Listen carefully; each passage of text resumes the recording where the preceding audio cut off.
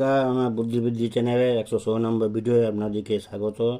এই ভিডিওতে এক সংখ্যার একক 7 এবং অন্যান্য সংখ্যার বিভিন্ন গুণ দেখানো আছে। এই নিয়ম কিন্তু আগে আপনারা দেখেন নাই।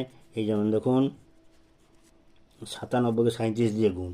এই গুণটা কী হিসাবে করা হয়েছে? একক 7 7 49 9 নামছে, আর এদিকে হাতে থাকছে 4। তারপর কী করতে হচ্ছে? 9 আর 3 যোগ করে 9 3 প্রথমে গুণ করতে হচ্ছে, 9 27, একটা 10 গুণ করে 270। তারপরে স্টেপে 9 আর 3 সঙ্গে যোগ করে 7টা গুণ, তাতে আসছে কত? 84। এরপর 270 আর 84 যোগ্য হচ্ছে 354, আর যেটা হাতে আছে 4 সেটা নামছে 358টা হয়ে যাচ্ছে। 358টা এইদিকে নেমে 35 89 হচ্ছে। তারপরে গুণটা হচ্ছে 127কে 47 দিয়ে 7 49 9 নামছে, হাতে আসছে 4, 12 গুণছে 4 গুণছে 10 480। এদিকে যে 7 ভাগ হচ্ছে 112 480, 112 592, হাতের 96, মোট গুণ পড়ছে 69 69।